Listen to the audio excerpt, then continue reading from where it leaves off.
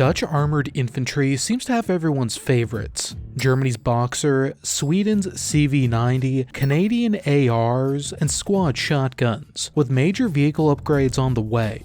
This video will give you the lowdown on Dutch Boxer and CV90 infantry squads and platoons, their organization, and weaponry. I'll also tackle some odd questions. For example, why does the Dutch CV90 platoon have 2 lieutenants? And why did Dutch infantry not use the infantry variant of the Boxer? The answers are coming up.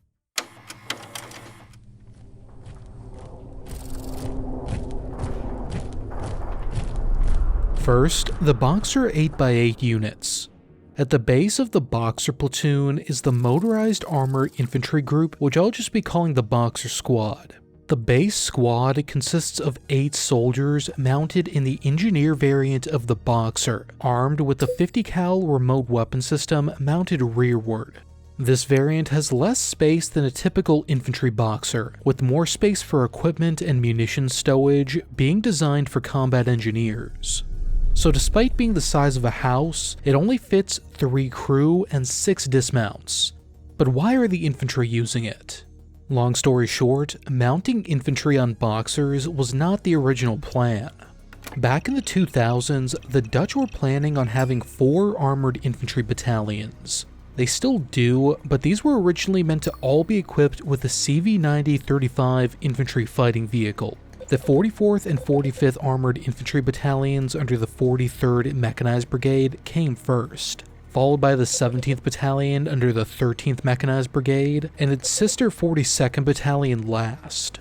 The Boxer, meanwhile, would primarily motorize the combat engineer battalions and replace some support vehicles, like armored ambulances, armored logistics delivery, and command posts. However, budgetary realities in the early 2010s and the need to focus on low-intensity operations led to the Dutch government walking this plan back. Originally, they were considering disbanding the 45th Armored Infantry Battalion completely and closing a barracks.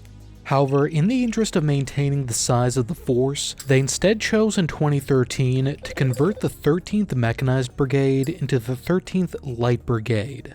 The 13th was going to trade in their CV90s in exchange for Bushmaster protected mobility vehicles and Boxer APCs. The infantry was going to be mounted on the Bushmasters, favored at the time due to its counter-IED performance, while combat support elements would be equipped with specialty variants of the Boxer. This was intended to free up 25 million euros per year in operating costs, and reduce the operational CV90 fleet by 88 vehicles. So of the original 193 vehicles, 44 were sold to Estonia, 12 were repurposed for training, 16 were used for spare parts, and 16 were kept in reserve to improve the remaining 2 battalions' readiness.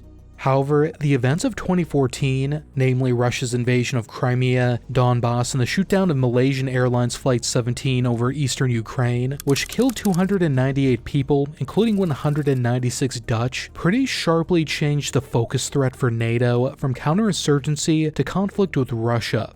Under that threat, where direct fire and artillery was a concern, the Bushmaster-mounted infantry were left less protected and with less firepower than the support units mounted on the Boxer. So in 2015, there was a role reversal, with infantry units to be re-equipped with the Boxers, and combat support units for some roles moving to the Bushmaster. 42nd Battalion was the first battalion completely retrained on Boxer in 2017, with the 17th Battalion starting in 2018. But you could say this was a little late in the game. The Dutch had ordered 200 Boxers, 60 command posts, 52 ambulances, 53 engineer squad vehicles, 27 cargo carriers, and 8 driver training vehicles. Of these, the engineer variant was the closest thing to an infantry squad carrier on order, but 53 was not enough to equip the infantry while also retaining vehicles for the combat engineers, who needed a ride under armor. So they amended the order, reducing the command post variants to 36, the cargo variants to 12, while the engineer variants increased to 92. Bushmasters would be converted to fill the support gap left by Boxer. So Dutch infantry use engineer vehicles that don't maximize dismount capacity because it was a last-minute budgetary move, which then had to be adapted due to events in Eastern Europe. As a result of the latter, they're interested in rearming their Boxers with an autocannon in an unmanned turret, as it was acknowledged by the Dutch government that the Boxer units were not optimal for their NATO obligations. Whether a Boxer midlife upgrade could include changes to the internal configuration to increase infantry capacity, I don't know. Boxer platoon dismount strength actually matches their air assault infantry platoons, just 4x6 instead of 3x8. So I'm uncertain if they see it as doctrinally necessary, although increasing Boxer capacity could allow them to go to 3x8 for rifle squads, and add weapons or drone teams of some sort at the platoon level. But that's just hypothetical speculation.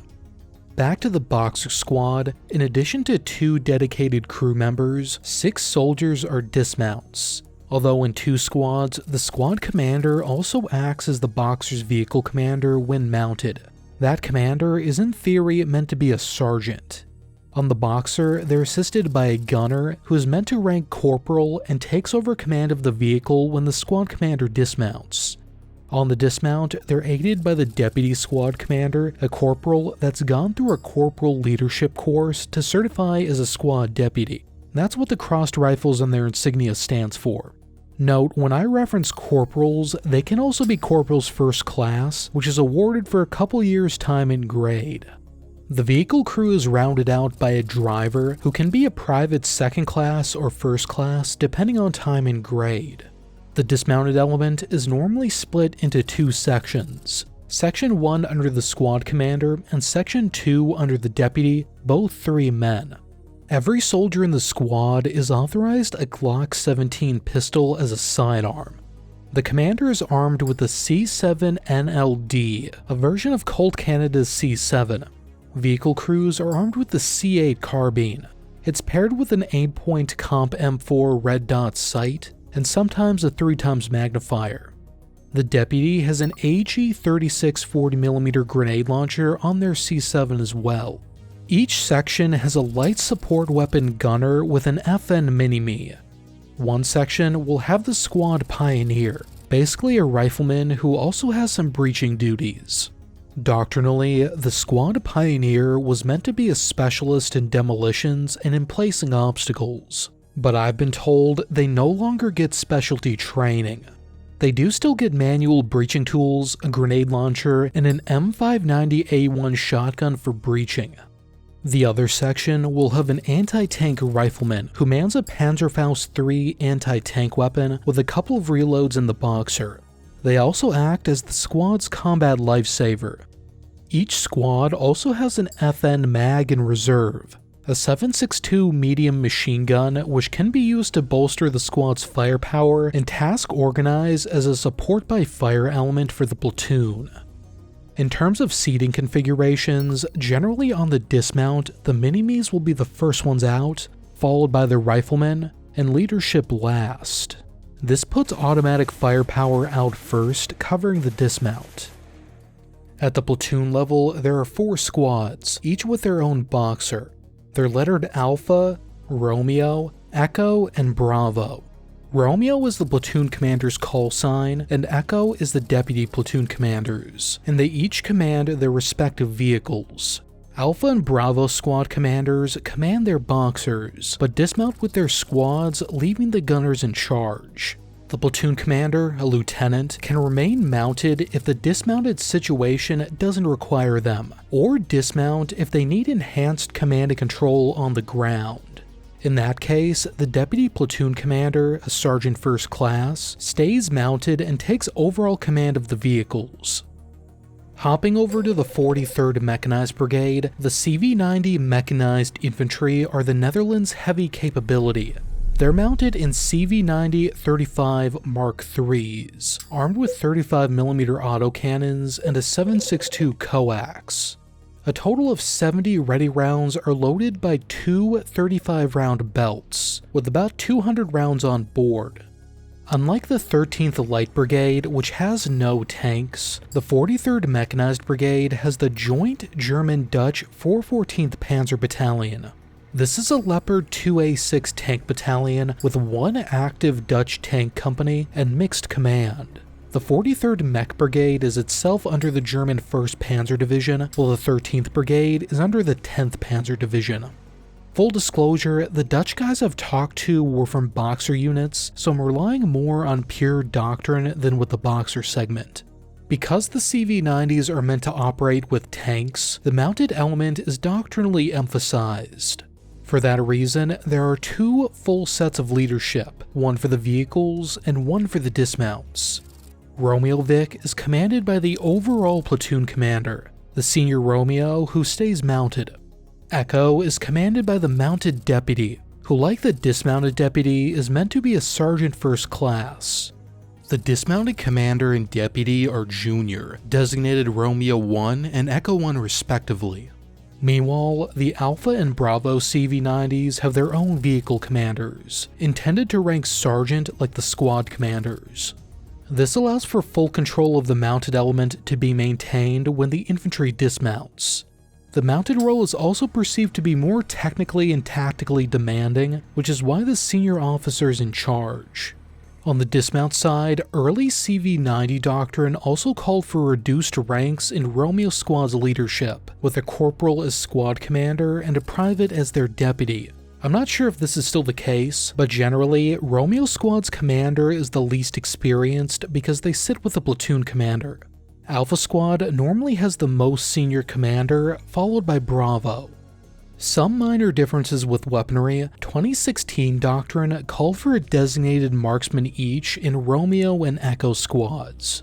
I'm told this is meant to be an HK-417 designated marksman rifle, although the TO&Es I've seen had enough C7s for the marksman as well, so the DMR may be optional, only taken out when needed.